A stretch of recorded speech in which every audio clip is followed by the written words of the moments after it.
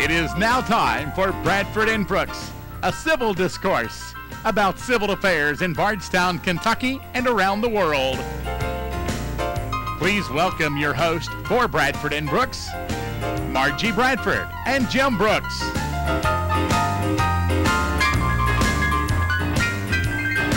Now, get ready to enjoy a community forum to encourage citizen participation in the political process by the thoughtful discussion of political and civil issues.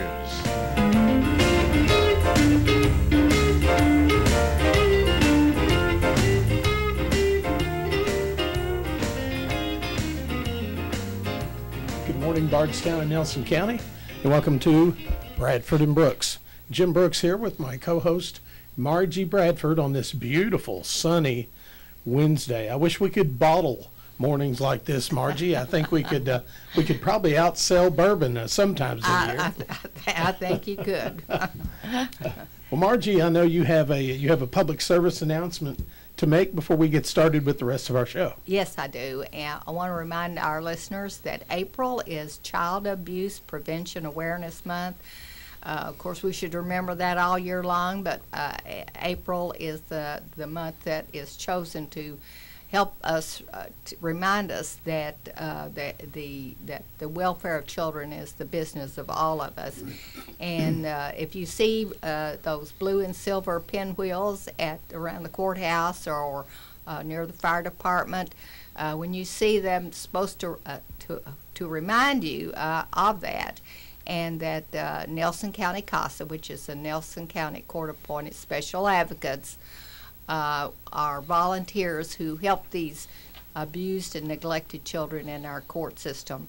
And if you would wish to help us in this effort, please contact our Executive Director, Kate Mudd, at 502-331-6325. Let me say that again. 331-6325 to help take care of these abused and neglected children in our community. All right, and if you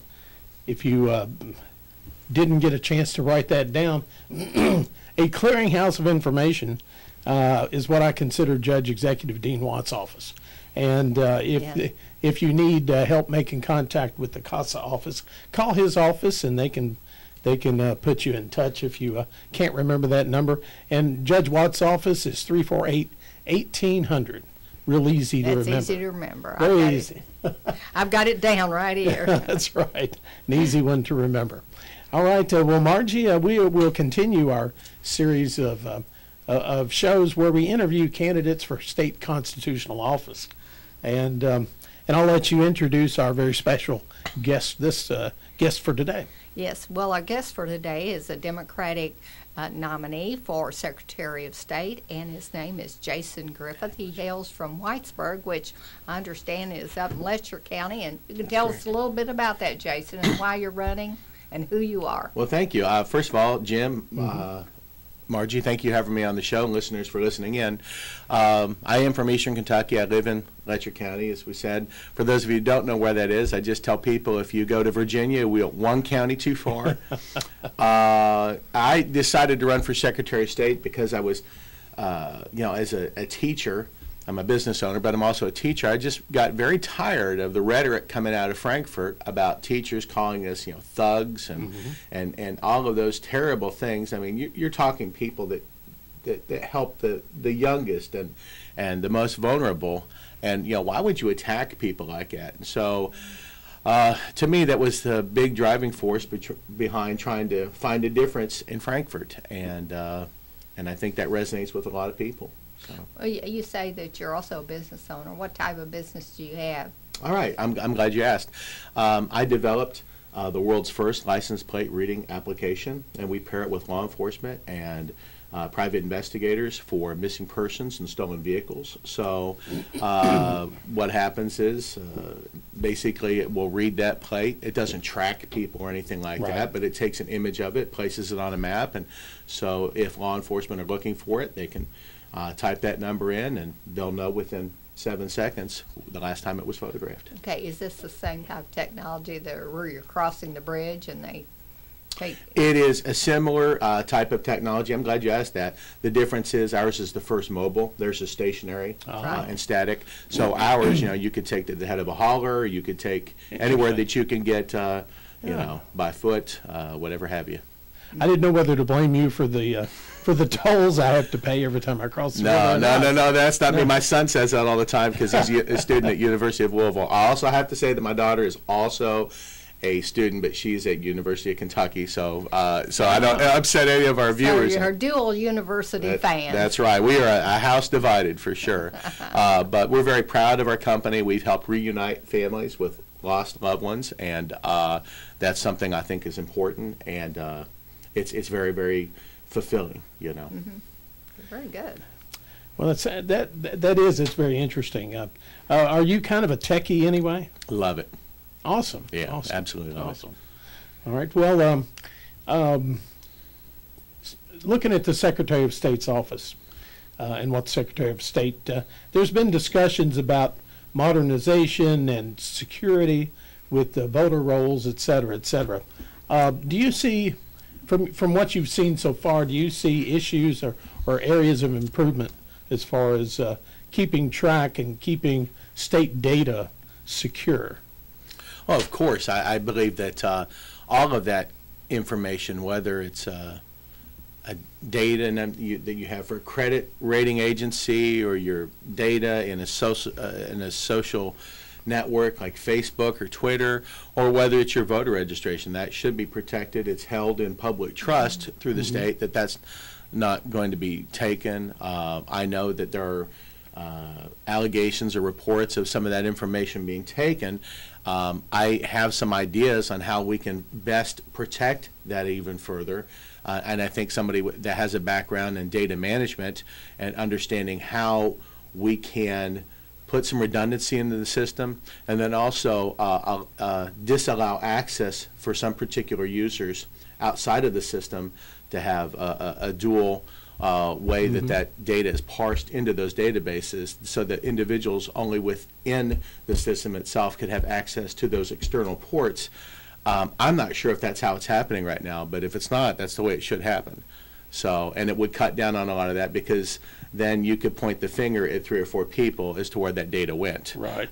Because they are the ones that would have that access. So as opposed to having an open system, because the problem with any sort of data system is, as soon as you give someone access to register to it, you give someone a backdoor key. You don't, most people don't know that. A backdoor key to change it. Yeah, when you give somebody access to a system, somebody is going to exploit that, and so there are ways in which you can reduce that by having a secondary database in place, if that makes sense. So, I mean, you would want to have the voter lists available for people who are running for office. Right.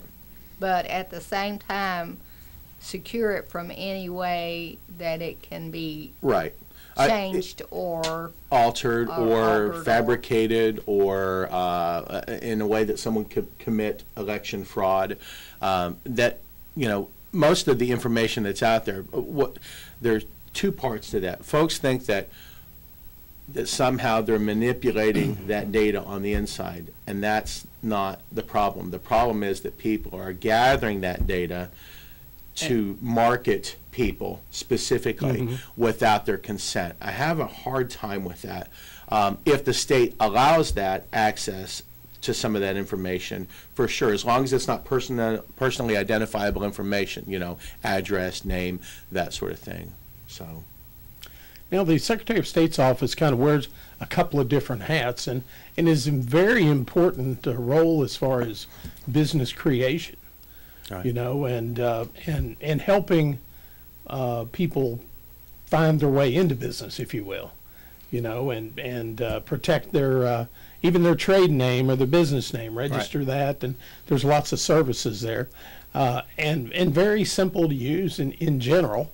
Sometimes the interface changes depending on who's secretary. In the office, right? Yeah, and I will tell you that I've seen it go from very simple to find to, darn it, where did it go? Right. The General Assembly was that way this year. They updated how bills were tiled on their page and difficult to find. I believe, and I'm sure that people in the opposition party would disagree, but I think that the Secretary of State's Office for Business Filing is very easy. I think it's pretty straightforward. I do think that as a business owner myself, there are things that we can do to advocate for better progress for small businesses. One of those is the elimination of the scaling down, at least, of what I call the Ernie Fletcher tax on small business. During Governor Fletcher's term, there was a tax put on for all businesses to re-register every year. It's $175. And I've talked to a lot of small business owners, and $175 may not seem like a lot to most folks, but to some folks who've had a business 3 or 4 years, if it's not making profit, at some point you just look at that and go, that's it. I don't have another dime. I've done this, and my company was the same way. For the first couple of years, we didn't yield a profit. And so I look at that, and my wife said the same thing. She says, okay, this was 2015. She says, you've been working on this 4 years now. And I tried to tell her, I said, but nobody's done anything like this before. I mean, this is tough stuff. And she says, you've got 1 year to get it to market. If it doesn't, we're not going any forward. So that kicked things in hyperspeed mode, I guess you might say. So, and business owners I've talked to have said the same thing. They'd like to see a scale back in that. So, so you're talking about for businesses that are trying to get started? Yeah, for businesses that are trying to get started that don't have a profit, I don't think that they should have to pay that tax. The majority of businesses within the Commonwealth are small businesses. So we're hurting most those we're trying to help. And most of those are mom and pop little places that don't maybe raise $4,000 or $5,000 a year if they're lucky. Most of those are under the $2,000 or $3,000. Most of the tax incentives that we have in the state go to the big That's companies. correct, and they come in exemptions. Come to the little companies. They come in exemptions, and they come in abatements and that sort of thing. And so the little ones that are in rural Kentucky, we're affected so much in rural Kentucky because that's the biggest chunk of our business, aside from courthouses and public schools and hospitals. It's the little businesses that drive the rural economy. So because the money that's spent there goes right back into the local economy. Right. Are you satisfied with the security of Kentucky elections? They, despite tales of boogeymen and Russian interference, elections pretty much, from my perspective, are handled county by county. Right.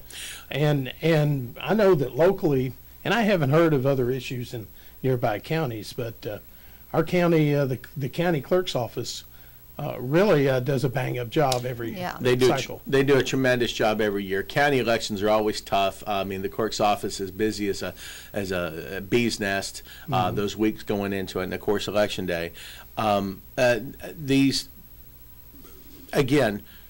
These whole ideas of Russian interference and that sort of thing isn't happening at the county level.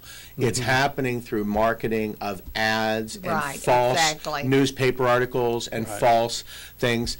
And Facebook, and I know this because my tech company buys advertisements, and so it used to be through Facebook you could target particular populations. You could target them by political party. Facebook doesn't allow that anymore. You used to be able to target that. So what they were doing is they were targeting demographics that they knew would buy this, or they knew would believe this, and it goes on both sides. It's not a Democrat or a Republican thing, and that's what they were targeting. But the Russian interference was false. Yes, according to. In other words, it was false information. Correct. And so, but that doesn't mean, however, that public perception could not be swayed in public in social media, and I believe it was. I think it definitely was. All right, we need to take a commercial break now. All right, we'll be back with more with our very special studio guest after these messages. Stay tuned. This senior health tip Brought to you by KentuckyElderLawyer.com. It's a division of Saltzman, Willett, Deaton, and Hamilton. Attorney Thomas Hamilton leads Kentucky Elder Lawyer for that firm, dedicating the majority of his practice to assisting seniors and their loved one. KentuckyElderLawyer.com is dedicating to help seniors and their loved ones successfully plan for the complex challenges that can result from the aging process. We'd be honored to set a complimentary appointment with you with KentuckyElderLawyer.com's Thomas Hamilton by calling 502-348-4873. Seniors who fix their own meals should follow these important safety rules. Never leave food on the stove unattended. It takes only a moment for a pot to boil over and a fire to start. When you're done cooking, remove all pans and dishes from the oven and stovetop. Double check that the burners and the oven are turned off. A senior health tip brought to you by Mike Brooks and Associates, 201 East Stephen Foster Avenue, Bardstown. Mike Brooks and Associates, located at 201 East Stephen Foster in Bardstown, can help you with retirement planning, investments, and insurance.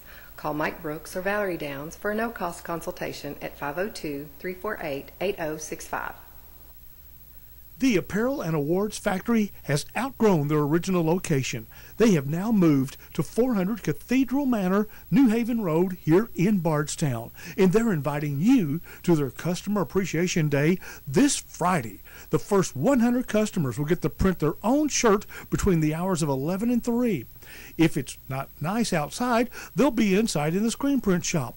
WOKH, The Rocket, will broadcast live from 12 to 2 and give you a chance to register to win a $1,000 Big Green Egg grill that'll be given away on June 14th. There'll be many other giveaways, including gift certificates,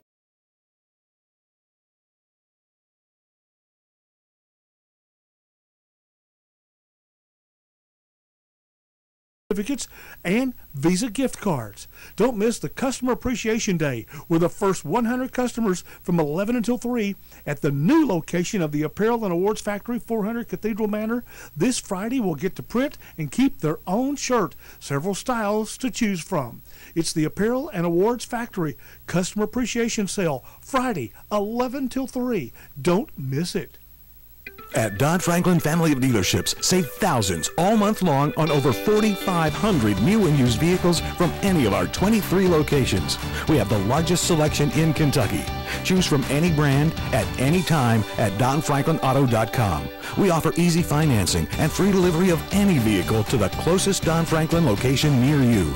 Don Franklin Family of Dealerships, celebrating 50 years of respect and trust. Visit DonFranklinAuto.com today. Where will you find Kentucky's largest fresh meat display? At Boone's Butcher Shop, Old Bloomfield Pike in Bardstown, of course. Boone's blowout sales going on this week. You'll find whole, boneless ribeye loin, $5.79 a pound. Fresh, lean Boone's ground beef, the 5-pound pack or more, just $2.29 a pound. Center cut boneless pork loin, 9 to 11 pound average, only $1.89 a pound at Boone's. Troyer's, Applewood, smoked bacon, 14-ounce pack. Hurry, limited quantity on this, only $2.49 a pack. And Eckridge smoked sausage, save $1.50. The 40-ounce pack, just $4.99. Come on by the Boone's blowout sale this week at Boone's Butcher Shop, Old Bloomfield Pike, Bardstown. Hey, did you know that WBRT has spread her wings? That's right, WBRT on 94.9 FM, Lebanon and Marion County, 1320 AM Bardstown, and 97.1 FM right here in your hometown connection. WBRT, growing like never before.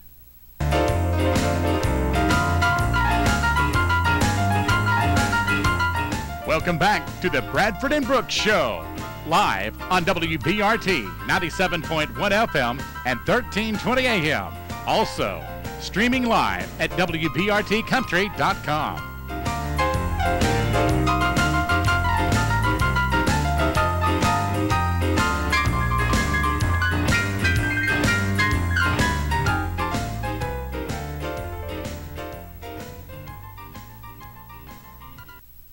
All right, you're back with Bradford and Brooks, Jim Brooks, and Margie Bradford, and we're here to the top of the hour with Bradford and Brooks. And I want to say hello to our friends in Lebanon and Marion County listening on 94.9 FM. And, of course, you can catch us on 1320 AM here in the Bardstown area. Streaming live, of course, WBRTcountry.com. And for the next 30 3:34 minutes. We're on Bardstown Cable Channel 19, live and in color with our very special guest, Jason Griffith. He's a Democratic candidate for Secretary of State, one of 4. So you're going to have a very busy primary, and I'm sure you've seen each other at lots of different campaign stops. Yeah, we've seen all the candidates that are running. You know, we haven't seen them on the other side because we don't go to the same events, but we've met all the Democrat candidates for sure. Well, it's kind of interesting too. I've met all 4 of the Republican candidates, and they're kind of in the same boat. They see each other at all the same events. Right. You know, I kind of wondered if maybe they shouldn't get a Secretary of State mobile and all 4 of them carpool, but of course they're not all from the same parts of the state. One of the Republicans actually has a Secretary of State mobile. I'm not going to put his name out there, but he's got it all decorated out and everything. So, at any rate, well, I wouldn't. If I was one of the other candidates, I don't think I would want to. Right. Be seen Publicize Publicize the name or the campaign. That's right. Unless there was room for my magnetic sign. There we go. But That's anyway, right. Anyway, we're talking with Jason about the Secretary of State's office. What are the immediate improvements, or are there any that you see that are that you think would be necessary? Of course, any new office holder, you kind of want to just kind of get a survey of what's going on. But have you? And of course, you've got all the clerks in the state who are also report to that office. Right. What have you heard anything from out in the field about things that people would like to see at the Secretary of State's office? Yeah, I'm glad you brought that up. I've had several endorsements from county clerks and circuit clerks as well, too, mayors. And part of their concern, at least from the clerk perspective, is getting enough people to be poll workers on Election Day. Mm-hmm. They're concerned, even though one of my campaign ideas is to extend voting hours. I'd like to go 6 to 8. I think 6 to 6 is antiquated. A lot of people work 12-hour shifts now. And so county clerk said, what are you trying to do? Kill me? I can't get enough people to work a full day. So something I'd like to advocate is a pay raise for poll workers. It's a one-day thing. I think we can find it in the budget to do it. I think it's an important thing to do. It's tough enough for people. I mean, I talked to Donna Hoskins in Harlan County, and she's got people that have been working polls for 40-some years. And so that's one of their concerns. One of the things that I'm talking about that I'd like to see implemented is automatic voter registration.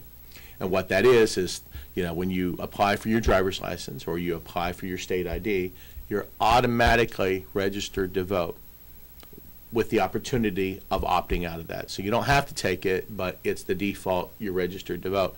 The good thing about that is that it makes the clerk's job a little easier. And you're going to say, how is that? Well, see, the county clerk is tasked with the responsibility of making sure that voting rolls for the county are accurate. We call that purging, but it's what it is. If somebody passes away, if somebody moves, that's the hard one to do, or if somebody commits a felony, which I'll talk about in a minute if I'm given a chance. But with automatic voter registration, every time somebody renews their driver's license or their state ID, if the person isn't re-registered or re-enrolled, then they are either, you know, moved, are deceased, or they are in prison and can't renew it. So that's part of. So they're just immediately taken off. They're immediately taken off if they don't renew that state ID. So you don't have to worry about purging. So you don't have to do that. It makes the county clerk's job much easier.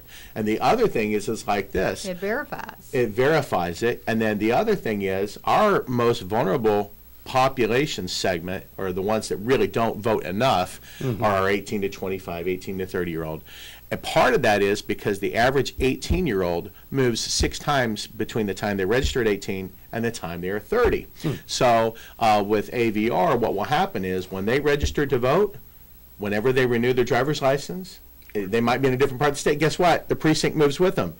And what we can do at the Secretary of State's office or in the clerk's office, when they go to register to vote or when they go get their driver's license, we can say, hey, you don't want to opt in to email alerts from the Secretary of State's office? Yes or no? Sure. So an email might come out like the day before the primary. It says, hey, tomorrow's primary election day. Polls are open from 6 to 6, hopefully 6 to 8 eventually, 6 to 6, and your precinct address is this. You know what I'm saying? That's stuff we can do. It's not hard, but I think that's where we need to move. Well, I'm an advocate of having more pre-voting. I agree too. We State Representative Sorolis actually created a bill to help make that happen, and I would like to see earlier access. As it stands right now, people can vote absentee, but it's very punitive because you have to sign an affidavit saying this is the reason I have to vote early. And it's very intimidating to people, and you know, I don't want to have a system in place where somebody has to lie to exercise an American right. I just think that that's bogus. So I do think that earlier access should be allowed our citizens.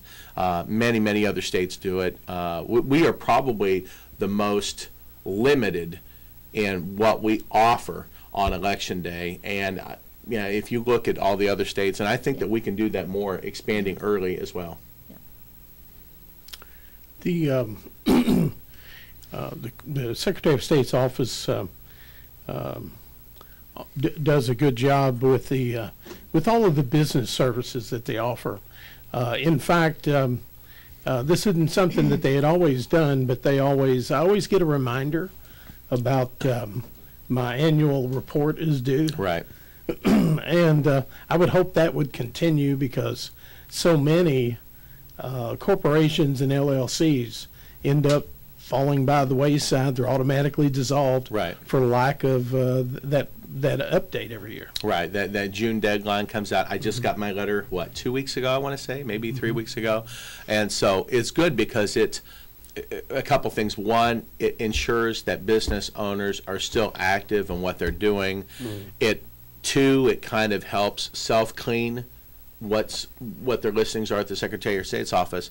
But number three, those flyers and those letters that you get in the mail from businesses, I mean, that's where the businesses, other businesses that are marking your own business, that's where they get their information from. So it's good for those companies that can reach out to that as well too. Right. So, right. What kind of response? What are you hearing from voters? You've been traveling the state from one end to the other. Right. What are you hearing? What are people's concerns about the Secretary of State's office? I know that Allison Lundergan Grimes, after 8 years, is leaving, and I'm sure that, you know, having known the clerk, our local clerk, for a long time, I know that she's, you know, every clerk may have a beef or a concern about right, things they would like to see done differently.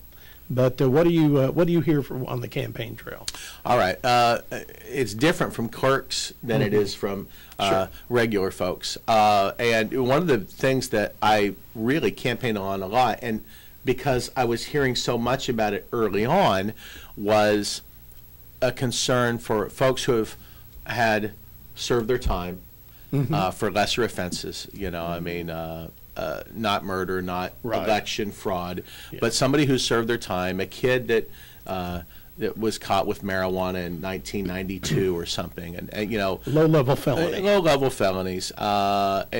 There is definitely an appetite now within the legislature, and there was a bill passed this year. I think it's still a little too restrictive.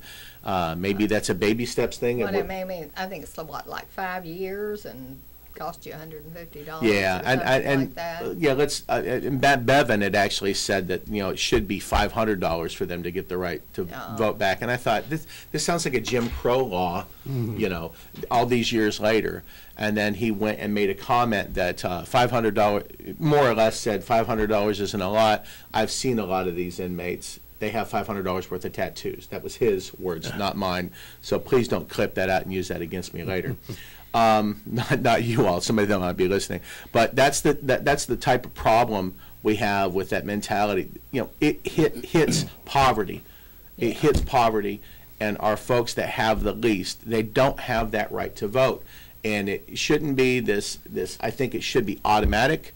I think that the best people to determine the voting worth of somebody is not a politician in another part of the state, but it's actually the parole board and the people that are with that person that is serving their time. If they feel that they have been redeemed, if they're contributing, ready to be a contributing member of society again, that American right to vote should be restored with it automatically, without some sort of fee. I mean, to me, it just seems like your vote is being bought, right? Or you have to buy your vote. You're being charged for it. You're being charged for it. So, and that is one of the largest concerns I've seen. Kind of like another poll tax. It is a poll tax. It is definitely a poll tax. And everywhere I've talked, whether it's Eastern Kentucky, Western Kentucky, Louisville, doesn't matter, that hits everywhere, because we have had an epidemic with drugs, and everybody knows that, and it has hit our poorest populations the hardest, and it hurts us, and that's something that we need to be proactive about and work against it to help redeem those people. I mean, I'm a member of the lay ministry, and one of my tenets of Christianity is one of redemption. If we truly believe in redemption as a member of a faith community, then part of that is extending that second chance to people and bringing them back into the fold. Now, just from my own personal observation, I feel like now the time has come for this legislation. I think people in Kentucky are ready to allow low-level offenders to give them their vote back after they've served their time, and after all the safeguards are in place. Right. And that they deserve that chance to vote again and participate in the democracy. Right.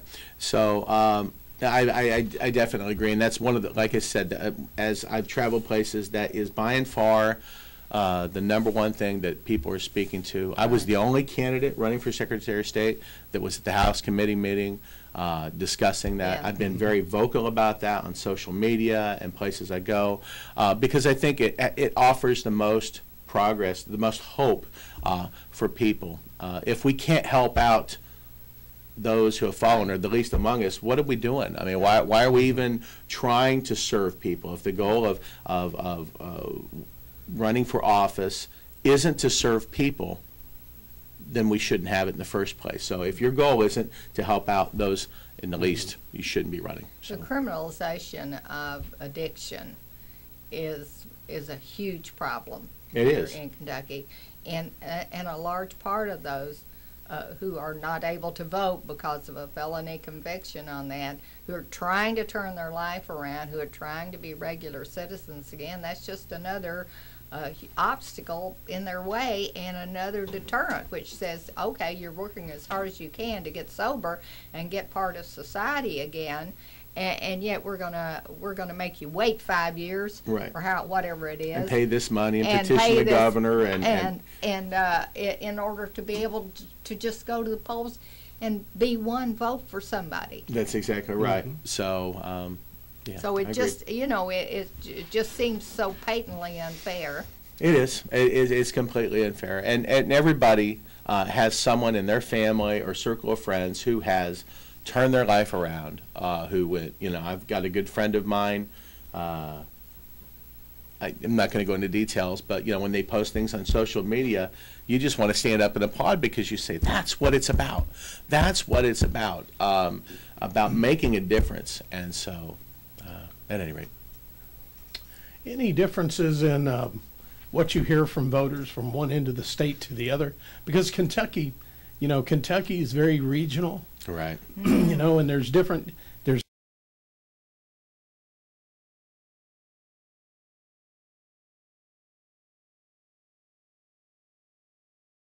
several different Kentuckys, if you ask me. Right. And but any differences on concerns from one area of the state to the other? All right, I'm glad you brought that up. There are differences of concern as it pertains to the office. More folks. In that West, I hear more from people that they want to have earlier access. I hear more from folks in the East that they want voting open longer. You know what I'm saying? Maybe go to 8 and 9 o'clock. But there is one common thread among all of those, and that is a very a distrust of Matt Bevin. And so that common thread, no matter where I go, with whom I speak, and I try to tell people that this is not a partisan office. It isn't.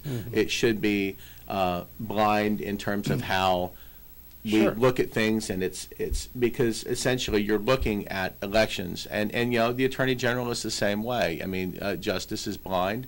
You look at all sides and you say, this is the substance here, and in the Secretary of State's office the same way in terms of how elections should be handled. So, but those are a couple of the differences. And that, until you ask that, I had never really thought about that. So that's interesting. And I don't know if people get into that sort of research and data, but those are the things that I've heard.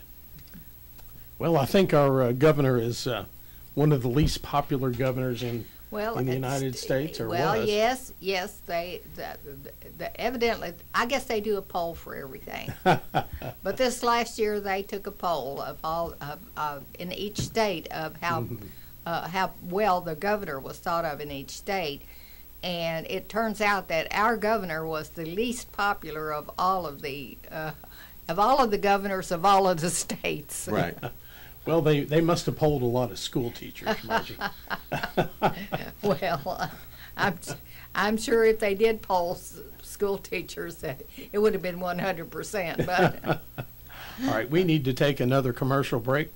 We'll be right back with our special guest, Jason Griffith, candidate for Secretary of State, after these messages. Stay tuned.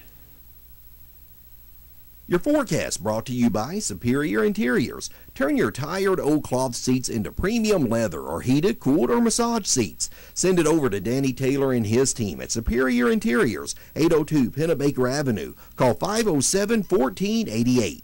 Bardstown's up-to-date weather.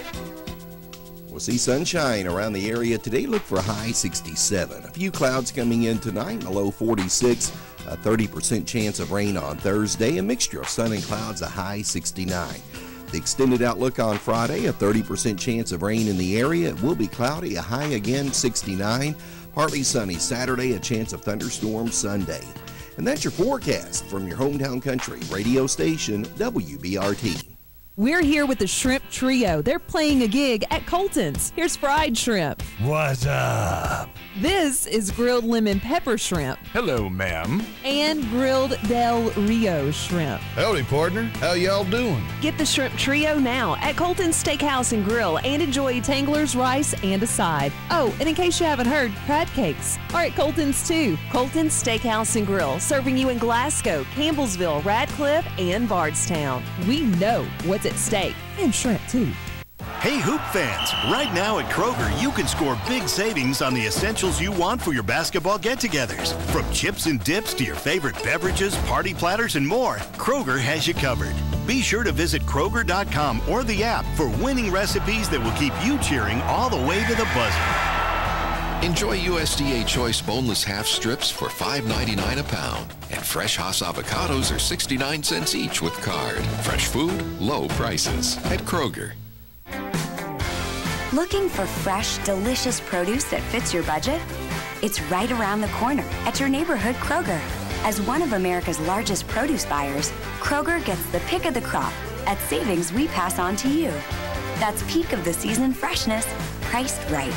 Earn 3 times the fuel points on produce, meat, seafood, and floral. Just get your coupon from the app or at Kroger.com. Restrictions apply.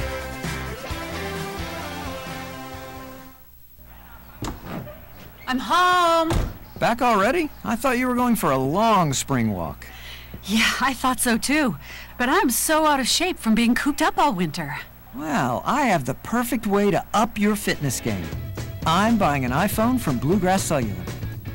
Exactly how does you getting an iPhone help me? Simple. If I buy my iPhone from Bluegrass Cellular, you get half off any Apple Watch. It's the perfect workout companion. My friends are always talking about closing their rings. I could get in on the fun. Yeah, you can set goals and monitor your progress throughout the day. That's exactly what I need. Let's go. Should we walk to our local Bluegrass Cellular store? Let's not go crazy, dear. I'll grab my car keys. Restrictions apply. Visit Bluegrass Cellular online or drop by your nearest location. Bluegrass Cellular, your community, expanded. Now Now through April 10th, you can join Planet Fitness for just 25 cents down, $10 a month, no commitment. But standing between you and tons of equipment, free fitness training, and more is just 25 cents down. Like I said, you got this. Join Planet Fitness for just 25 cents down, $10 a month, no commitment, in club, or at planetfitness.com. Ends April 10th. Join any Greater Louisville area Planet Fitness. Hurry, this offer ends Wednesday, April 10th. Annual membership fee applies. Participating locations only. See club for details. Have a request, rant, or rave? You can now text it to WBRT at 502-348-2222. 502-348-2222. Rant, raves, request, or review. You can give it a text and never text and drive.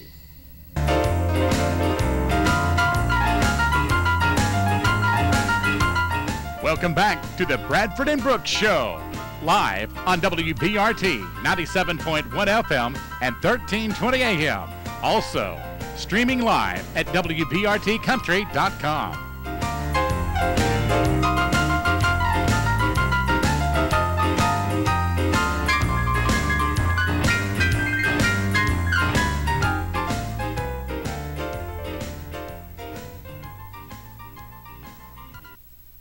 All right, you're back with Bradford and Brooks, Jim Brooks and Margie Bradford. You're here with us till the top of the hour.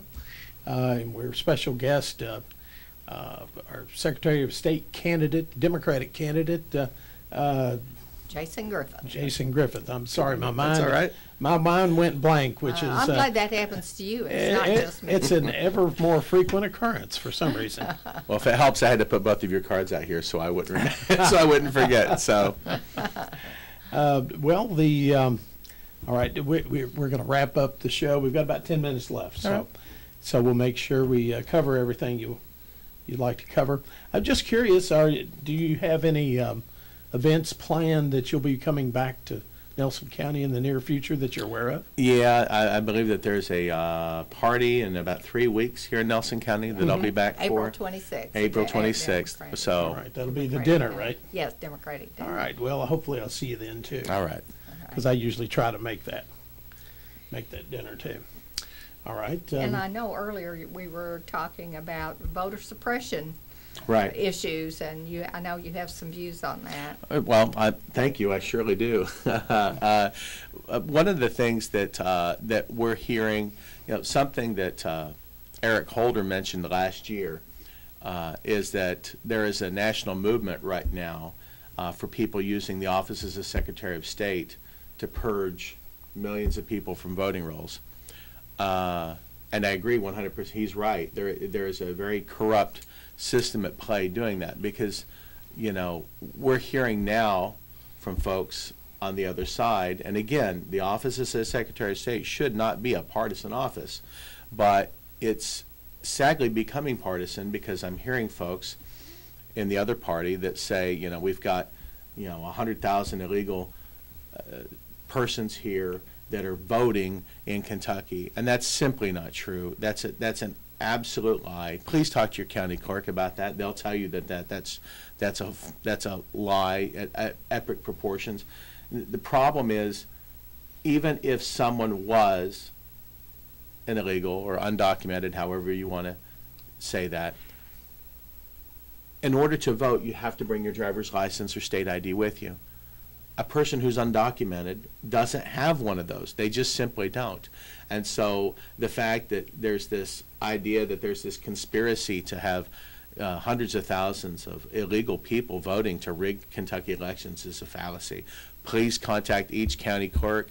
They do a tremendous job. They're the ones that make sure that those rolls are correct. That's right. Not the Secretary of State's office. It's not the job of the Secretary of State to dictate who is cleaned, what those rolls look like at the county level. So when I talk to people, I said, of all the things, please look at who's being removed, because 9 times out of that 10, that person is in poverty. And where this has happened in corrupt situations in other states, we saw it in Georgia happen the year before last, took nearly 500,000 people off. Secretary of State oversaw that down there in Georgia. Then the next year ran for governor and oversaw his own election. It happened in Ohio 2 years ago. 270,000 people were taken off right before the election. And then as soon as the election was over, those 270,000 people were allowed to re-register to vote, and the state was going to pay to put them back on the roll. The same thing is happening in East Texas right now and Kansas. In fact, there is congressional investigations looking into how and why those people were removed when they are actual legal citizens. I mean, we're talking people who are United States citizens who have not committed a crime. Maybe they didn't vote the one election before or the election before. But you know what? I think a lot of people would be absolutely furious to know that maybe you haven't voted since 2010 or 2012. You go in on election day and, wait a minute, what do you mean I can't vote? Well, you haven't voted the last 2 elections. Well, I was in the hospital or I was something else without any notice that's being cleaned up. It's completely corrupt. That voice shouldn't be taken away, and I'm going to fight like hell. Pardon, I just said that on radio, but I'm going to fight for every Kentuckian. I'm going to fight for their vote. I'm going to fight for that because, and it doesn't matter where they live, what their politics are. It is a nonpartisan office, and if you're not protecting the rights of Kentuckians, you're not doing your job. That's what I believe about that. Well, I was going to ask you what you thought was the most important job of the Secretary of State, but I think you just pretty well stated it. Yeah, it is. The protection of the right to vote is far exceeds everything because it determines every election from governor to constable. It does. And so, and all the elections in between. And it needs to be a transparent, equal system for everyone. And the overseeing of that should be in the same way, nonpartisan, and making sure that even the least among us is able to, at least able to express their American right to vote. So.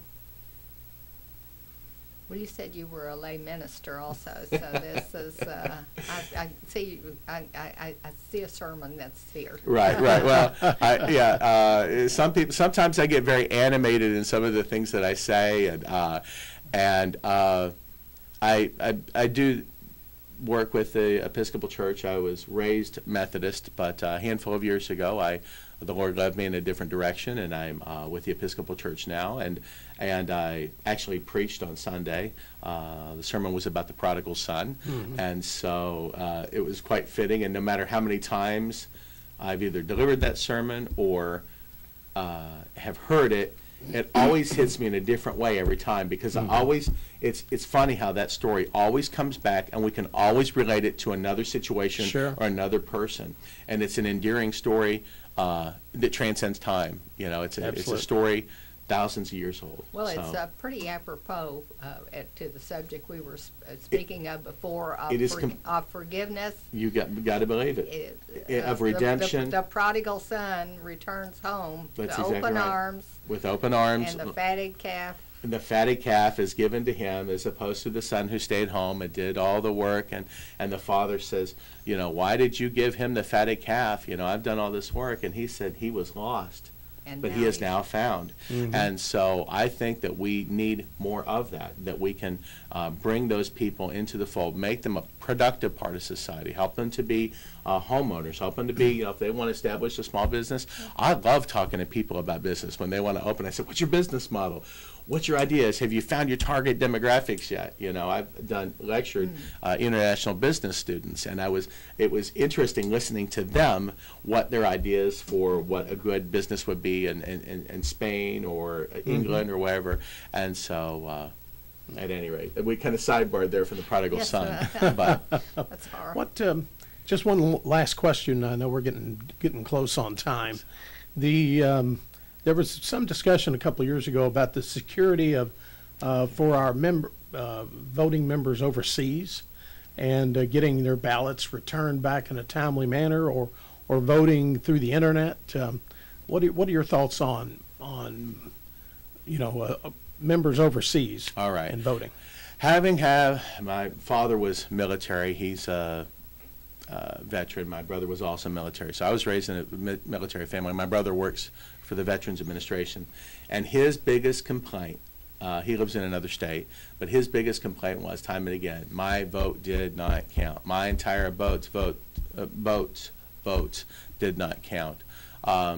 Obviously, that would need, I believe that our military folks they are putting their life on the line every time, every day, every second of the day. Their vote is 100% is important. And, you know, those votes need to be counted. I mean, they, you know, whatever time that they come in, they need a fast express so that they can be counted. You know, it's a part of what we're doing. wonder if there couldn't be a way of them voting earlier, Right. so that they are there in time for the Right. election. I believe that there are ways that that could be done electronically. Yeah. I believe that that's the wave of what we're doing. I think that's Yeah. what you're hinting at. I Yes. mean, I tell people all the time, we pay our taxes. Through the IRS portal, we pay our taxes. So why isn't it that we couldn't also move to a better voting system that would allow everybody to vote, you know, regardless of where you're at? And there's ways that the government can verify who you are. I mean, they've got information. Well, they do it.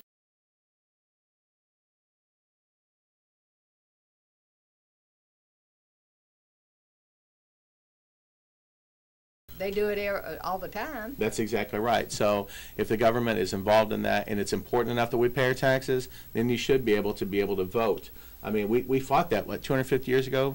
Taxation without representation. So I think as we move forward in society and technology, that's something that we need to embrace. We don't have to be afraid of it. You know, people give out information to Facebook and Twitter all the time, not even realizing they do it. But we can do it with our vote. We can, in terms of how we register to vote, and then also how we do actually vote. It will be here. Can Kentucky lead the way? Of course we do. We got to break down a lot of myths and a lot of conspiracies to make that happen. But I believe in the next 10 years we'll see something somewhere in the country. Somebody's going to come up with a way that is accurate, that is secure, that will allow people to do that. And once one state does it, that's it. And the other will follow suit in 3 or 4 years. Well, I guess that's really the question is what will be secure. Though you make an interesting point, because I'm working on finishing my taxes, and I will do that online, and guaranteed that it'll be safe and secure. That's exactly right. You know, so why not voting? Why not voting? Except it's been a tradition for it to be local. You know, kind of in the county and in hand. You know. Right. Well, there's no reason you can't do both. Right. Right. In fact, it would be a savings to the state if we have more people voting electronically. I mean, you think about how much you have to operate, what your costs are, what the cost of the machines are, all of those other things. So the ability to offer it widespread electronically would be great for everyone out there, and then it would be great. It would be much easier. Right. hard at the start for county clerks. Anytime you change something, there are headaches, but in time, I believe it would honestly be easier. Yeah, I think I think the clerks would probably see it as another change that they have to endure. Right. Coming down from the top. So, it's just a matter of, what's the change after this? As teachers, we always talk about that. We'll have a professional development because somebody's working on a doctoral degree. Well, what's a doctoral degree? Well, we better learn this new thing now. But at the heart of it, it's still always. Yeah, I've never recovered from the new math. Oh, I used to get out of that when I was in elementary school when they were doing that, and I would tell my math teacher, my dad, he would ask me, "Can't your dad help you with this?" And I said, "No, my dad had new math. He can't help me with this stuff." Anyway, I want to thank you both for having me in your studio here. I can, every time I come to Nelson County, I enjoy the folks. Very, very hospitable. And we'll be glad to return here in a few weeks. All right. Well, we may have you back in the fall then. If We'd love to be back. You emerge victorious from the primary, we'll be happy to have you back. Thank you. All right, that's going to do it. We're done for this week. We'll see you next Wednesday FM, for the Bradford most and Brooks. listened to radio station in Nelson County.